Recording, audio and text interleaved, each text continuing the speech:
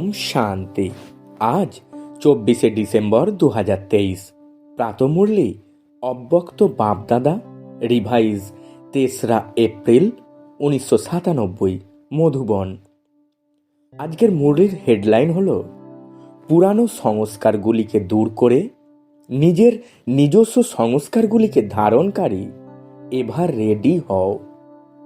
আজ বাপদাদা নিজের চতুর্দিকের বাবার লাভলীন আর লাকি বাচ্চাদেরকে দেখছেন। একজন বাচ্চার ভাগ্যের প্রতি বাবাও গর্ব অনুভব করেন যে আমার বাচ্চারা বর্তমান সময়ে এতখানি মহান যে সমগ্র কল্পে দেবতা স্বরূপে হোক, ধর্ম নেতাদের রূপে হোক, মহাত্মাদের রূপে হোক, অথবা পদমপতি আত্মাদের রূপে হোক, এতখানি ভাগ্যই কারণেই যতখানি ভাগ্য ব্রাহ্মণ বাচ্চারা তোমাদের আছে। তো নিজের এই রকম শ্রেষ্ঠ ভাগ্যকে নিজের স্মৃতিতে রাখো। সর্বদা এই অনাহত গীত মনের মধ্যে গুঞ্জরিত হতে থাকে কি যে বাহ ভাগ্য বিধাতা বাবা, আর বাহ আমি শ্রেষ্ঠ আত্মার ভাগ্য। এই ভাগ্য সঙ্গীত সদা অটোমেটিক বাজতে থাকে।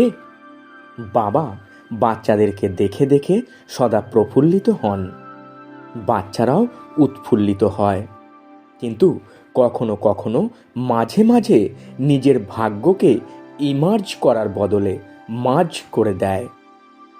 বাবা যখন দেখেন যে বাচ্চার মধ্যে নিজের সৌভাগ্যের নেশা আর নিশ্চয় মার্জ হয়ে যায়, তখন বাবা কি বলবেন? বাবা বলবেন সবই ড্রামা। কিন্তু বাপদাদা সকল বাচ্চাদেরকে সর্বদাই ভাগ্যের স্মৃতিস্বরূপ দেখতে চান। তোমরা নিজেরাও চাও, কিন্তু মাঝখানে এসে যায়। এই কিন্তু মাঝখানে এসে যায়। যাকে জিজ্ঞাসা করো, সব বাচ্চাই এই লক্ষ্য রেখেই চলেছে যে আমাকে বাবার সমান হতেই হবে। তো লক্ষ্য খুব ভালো। লক্ষ্য যখন শ্রেষ্ঠ, অত্যন্ত ভালো, তবে কেন কখনো ইমার্জ রূপ, কখনো মার্জ রূপ? এর কারণ কি? বাপদাদার কাছে খুব ভালো ভালো প্রতিজ্ঞাও করে থাকে, আন্তরিক বার্তালাপও করে। তবুও লক্ষ্য আর লক্ষণের তফাৎ কেন? তো বাপদাদা রেজাল্টে দেখলেন যে এর কারণ কি। এমনিতে তো তোমরা সবাই তা জানো, কিন্তু নূতন কিছু নয়। তাও বাপদাদা রিভাইজ করিয়ে দিচ্ছেন। বাপদাদা দেখেছেন 3টি জিনিস রয়েছে। এক হলো ভাবা, সংকল্প করা। দ্বিতীয় হলো বলা বা বর্ণন করা। আর তৃতীয় হলো কর্মে, প্র্যাকটিক্যাল অনুভবে আর আচরণে নিয়ে আসা, কর্মে নিয়ে আসা। তো এই 3-এর সমান ব্যালেন্স কম রয়েছে। যখন ব্যালেন্স থাকছে তখন নিশ্চয় আর নেশা ইমার্জ হচ্ছে, আর যখন ব্যালেন্স কম তখন নিশ্চয় আর নেশা মার্জ হয়ে যাচ্ছে। রেজাল্টে দেখা গেছে যে কোনো কিছু ভাবার গতি অত্যন্ত ভালো আর ফাস্টও। দ্রুত বলতে পারা আর নেশা, সেটাও 75% ঠিক আছে। বলার ক্ষেত্রে মেজরিটি কুশলও, কিন্তু প্র্যাকটিক্যাল আচরণে তাকে নিয়ে আসার ক্ষেত্রে টোটাল মার্কস কম। সুতরাং 2টি বিষয় ঠিক আছে, কিন্তু তৃতীয় বিষয়ে অনেক কম রয়েছে। তার কারণ, সংকল্পও যখন ভালো, শব্দে প্রয়োগও খুব সুন্দর থাকে, তাহলে প্র্যাকটিক্যাল কম কেন হয়ে যাচ্ছে? এর কারণ কি সেটা জানো? হ্যাঁ কিংবা না বলো। খুব ভালোভাবেই তা জানো তোমরা। কাউকে কোনো টপিকসের উপর ভাষণ করতে বললে অথবা ক্লাস করাতে বললে কত সুন্দর ক্লাস করিয়ে দেবে তারা, আর অত্যন্ত নিশ্চয় নেশার সাথে দীপময় ভাষণও করবে, ক্লাসও করাবে। বাপদাদা সকলের ক্লাস শোনেন যে কে কি বলছে, মনে মনে মুগ্ধ হয়ে হাসেন। বাহ বাহ বাচ্চারা বাহ। মূল কথা হলো, বাপ দাদা আগেও বলেছেন যে এটা রিভাইজ কোর্স চলছে। তো বাবা বলেন কারণ হলো একটি, বেশিও নয়, একটি কারণ। আর বাপ দাদা মনে করেন যে কারণকে নিবারণ করা বেশি কঠিনও নয়, খুবই সহজ। খুব সহজ জিনিসকে বাচ্চারা কঠিন বানিয়ে ফেলে। কঠিনও নয়, কঠিন বানিয়ে দেয় তারা। কিন্তু কেন? কারণ নেশাটা গুপ্ত হয়ে যায়, মানে নেশাটা মার্জ হয়ে যায়। একটি কারণ, যা কিছু ধারণার কথা শুনছো বলছো, সেটা শক্তিগুলির রূপেই হোক, গুণগুলির রূপেই হোক, খুব ভালো ভালো ধারণার কথাগুলো বলে থাকো তোমরা। এত ভালো বলে থাকো যে যারা শুনছে, জ্ঞানী হোক কিংবা অজ্ঞানী, শোনার পরে খুব ভালো, খুব ভালো বলে খুশির করতালি বাজাতে থাকে, খুব প্রশংসিতও হও। কিন্তু কতবার কিন্তু কথাটা এলো, এই কিন্তুই বিঘ্নের সৃষ্টি করে। কিন্তু শব্দ সমাপ্ত হওয়া অর্থাৎ বাবার সমান সমীপে আসা। আর বাবার সমীপে আসা মানে সময়কে সমীপে নিয়ে আসা। কিন্তু এখনো পর্যন্ত কিন্তু শব্দটা বলতে হচ্ছে। বাবার ভালো লাগে না, কিন্তু তাও বলতে হয়। তার কারণ কি? যে কথাই বলছো, ধারণও করছো, ধারণার রূপে ধারণ করছো।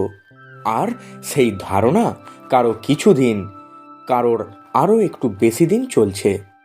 কিন্তু ধারণা প্র্যাকটিক্যালে সর্বদা বৃদ্ধির দিকে যাতে যায়, তার জন্য একটাই মুখ্য কথা হলো, দাপর থেকে শুরু করে যেমন এই অন্তিম জন্ম পর্যন্ত যা কিছু অবগুণ বা দুর্বলতা ঘাটতি রয়েছে, তারই ধারণা সংস্কার রূপে তৈরি হয়ে গেছে। আর সংস্কার তৈরি হয়ে যাওয়ার কারণে পরিশ্রম করতে হচ্ছে। ছাড়তেও চাইছে, ভালো লাগছে না, তবুও বলছে কি করব, আমার সংস্কারই যে এরকম। তুমি মনে কিছু করো না, আমার সংস্কারই এই রকম। সংস্কার তৈরি হয়েছে কিভাবে? তৈরি করেছো বলেই না। তো দাপর থেকেই যখন এই উল্টো সংস্কার তৈরি হয়ে গেছে, যার জন্য এক এক সময় তোমরা সেটা করতে বাধ্য হয়ে পড়েছ, তার সত্ত্বেও বলতে থাকো যে কি করব, সংস্কার যে। তো সংস্কার সহজ না, চাইলেও প্র্যাকটিক্যালে চলে আসে, তাই না?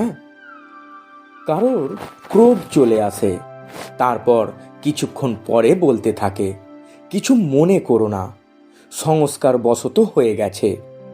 ক্রোধকে সংস্কার বানিয়েছে, অবগুণকে সংস্কার বানিয়েছে, আর গুণগুলিকে কেন বানায়নি?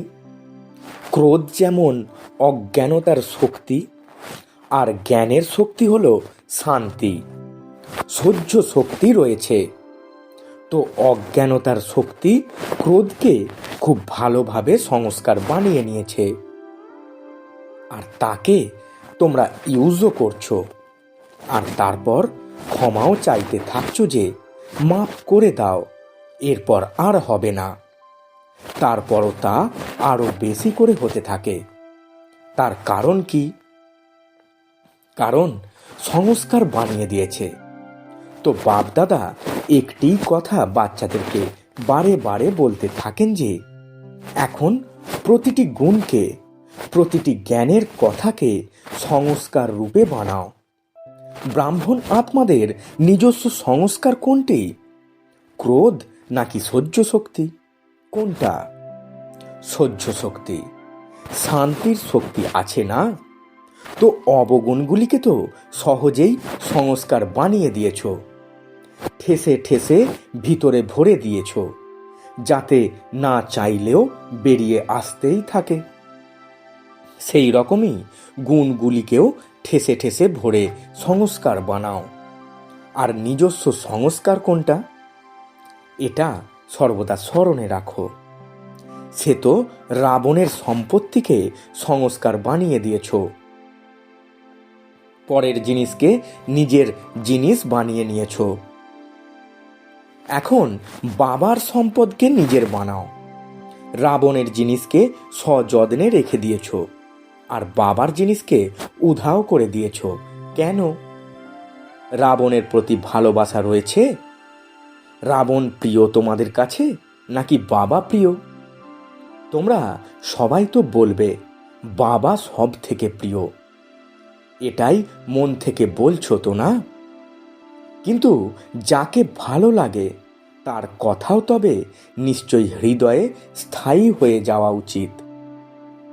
কেউ যখন রাবণের সংস্কারের বশ হয়ে যায় আর তারপরে বলতে থাকে, বাবা তোমাকে আমি ভীষণ ভালোবাসি, খুব ভালোবাসি, বাবা জিজ্ঞাসা করেন, কতটা ভালোবাসো? তখন বলে, আকাশের থেকেও বেশি। বাবা শুনে খুশিও হন যে কত ভোলা বাচ্চা আমার। তবুও বাবা বলেন, সব বাচ্চাদের প্রতি বাবার প্রতিশ্রুতি হলো, অন্তর থেকে যদি একবারও আমার বাবা বলে দিয়েছ, মাঝে যদি তারপর ভুলেও যাও, কিন্তু একটি বারও যদি অন্তর থেকে বলো আমার বাবা, তবে বাবাও বলেন, যেমনই হও, যে রকমই হও, তুমি আমারই, নিয়ে তো তোমাকে যেতেই হবে। বাবা কেবল চান যে বর যাত্রী হয়ে নয়, স্বজনই হয়ে যাবে। একথা শুনে তো সকলেই বেশ খুশি হয়ে গেলে, নিজের উপরে হাসিও চলে আসছে। এখন যখন শুনছো তখন নিজের উপরেই হাসি আসছে তো না? নিজের উপরে হাসি আসে, আর যখন উত্তেজিত হয়ে যাও তখন চোখ মুখ লাল হয়ে যায়। কিন্তু বাবা রেজাল্টে দেখছেন যে বাচ্চাদের মধ্যে একটি বিশেষত্ব খুব ভালো। সেটা কোনটা? প্রবৃত্ততায় থাকা। এর জন্য যত কষ্টই সহ্য করতে হয়, যত জনই অপোজিশন করার জন্য সামনে আসুক না কেন, কিন্তু এই ব্যাপারে 75%ই ঠিক আছে। কিন্তু কেউ কেউ একটু বানিয়েও বলে, কিন্তু তবুও 75% এই বিষয়ে পাস হয়ে দেখিয়েছে। এখন এরপরে দ্বিতীয় সাবজেক্ট কোনটা আসে? দেহবোধ তো টোটাল হয়ে গেল। কিন্তু দেখা গেছে যে ক্রোধের সাবজেক্টে খুব কম জনই পাস। তারা এই রকম মনে করে যে ক্রোধ হয়তো কোনো বিকার নয়, এটা হলো শাস্ত্র, বিকার নয়। কিন্তু ক্রোধ হলো জ্ঞানীতু আত্মার জন্য মহাশত্রু। কারণ ক্রোধ অনেক অনেক আত্মাদের সম্বন্ধ সম্পর্কে আসার ফলে প্রসিদ্ধ হয়ে যায়। আর ক্রোধকে দেখে বাবার নামের অনেক গ্লানি হয়ে যায়। যারা বলার তারা তখন এটাই বলবে যে, দেখে নিয়েছি জ্ঞানী তু আত্মা বাচ্চারা কেমন। ক্রোধের অনেক রূপ রয়েছে, একটি মহান রূপকে তো তোমরা খুব ভালোভাবেই জানো। দেখতেও পাওয়া যায় যে এই ব্যক্তি ক্রুদ্ধ হয়েছে।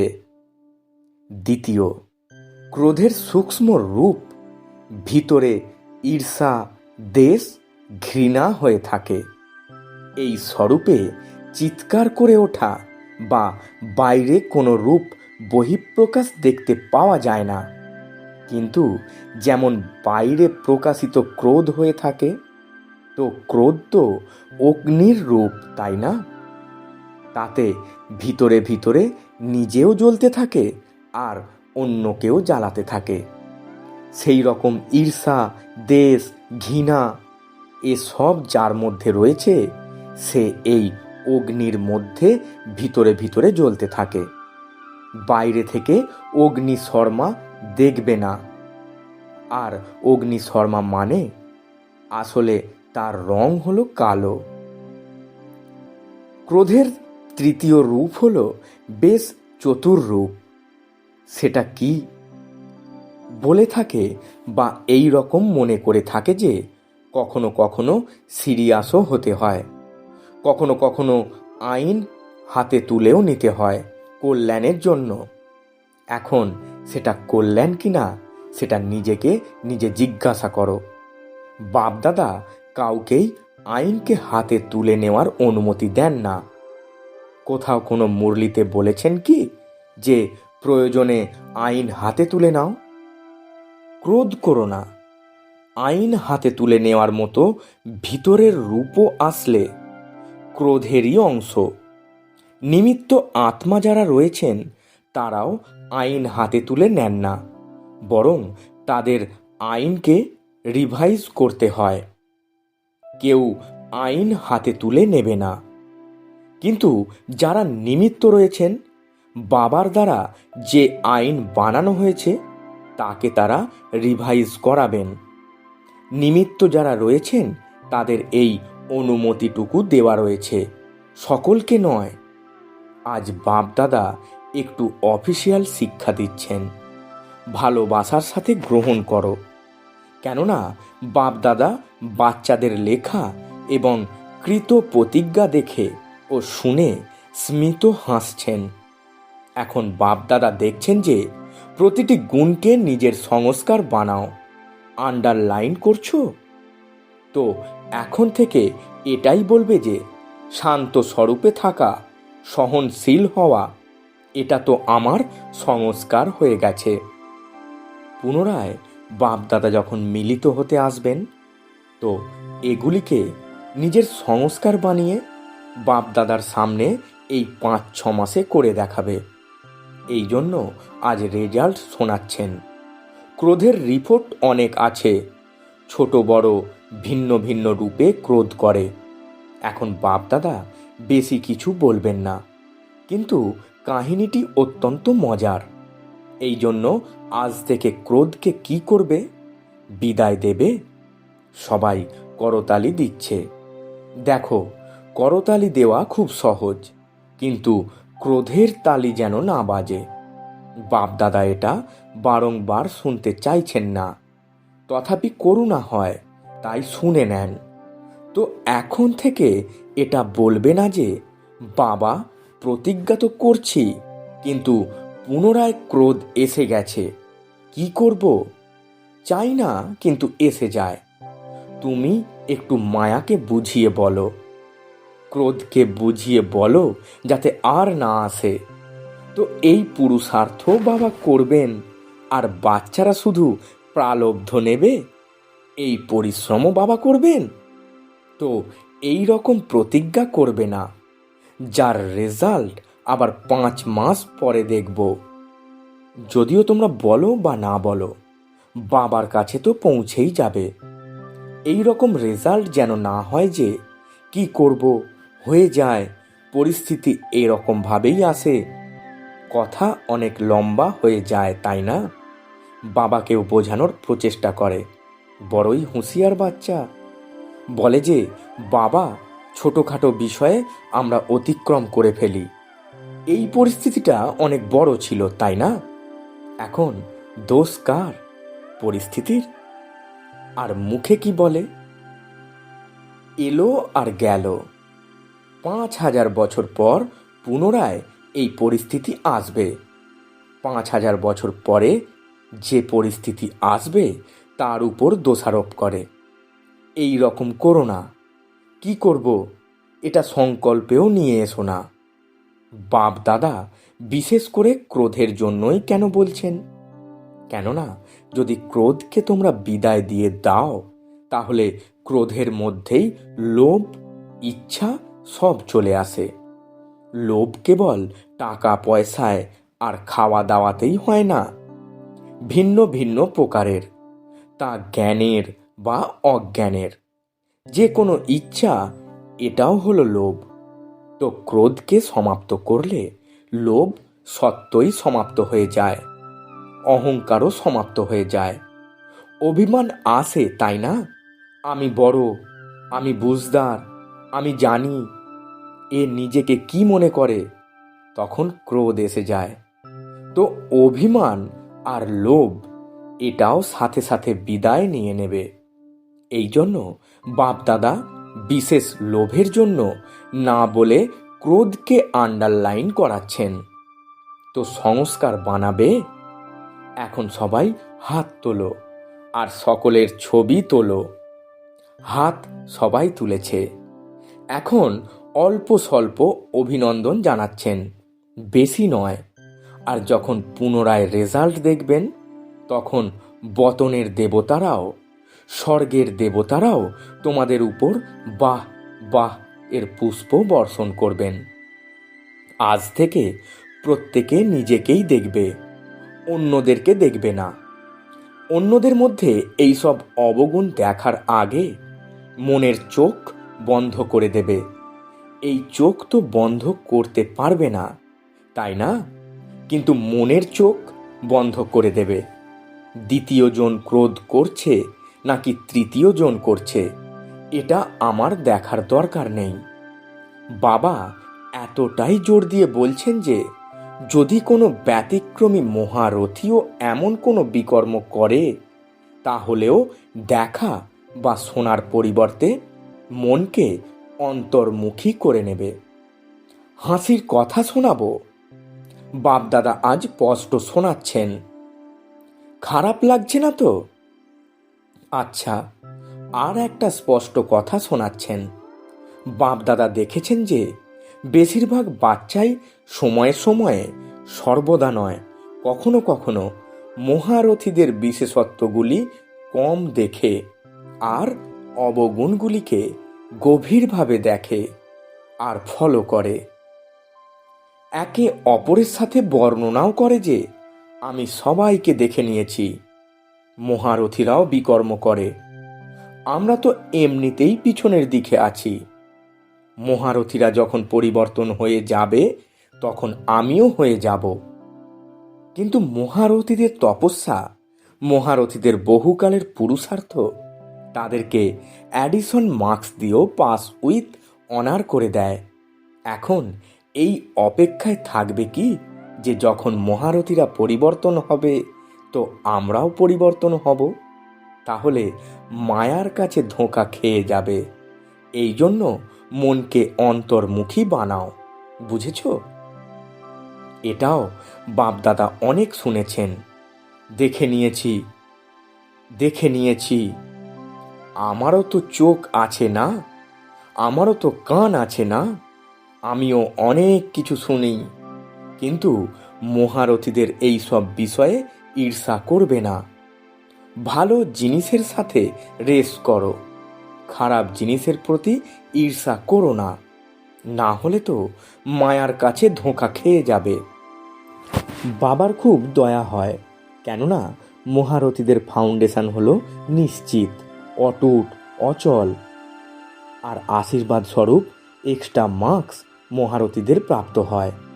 এই জন্য কখনো মনের চোখে এই সব বিষয়ের জন্য খুলবে না।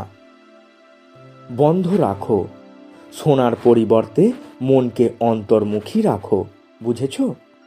বাপদাদার চারিদিকের সকল লাভলীন আত্মারা, বাবার সকল সেবাধারী আত্মারা, সহজ পুরুষার্থকে ধারণকারী সকল শ্রেষ্ঠ আত্মারা সর্বদা বাবার সমান লক্ষ্য আর লক্ষণগুলিকে সমাহিত করে নেওয়া। বাবার নিকট আত্মাদেরকে বাপদাদার অনেক অনেক স্মরণ, স্নেহ, সুমন আর নমস্কার। আমরা আত্মারূপী বাচ্চারা আমাদের আত্মারূপী মাতা পিতা বাপদাদাকে জানাই স্মরণের স্নেহ, সুমন আর সুপ্রভাত এবং শত কোটি নমস্কার।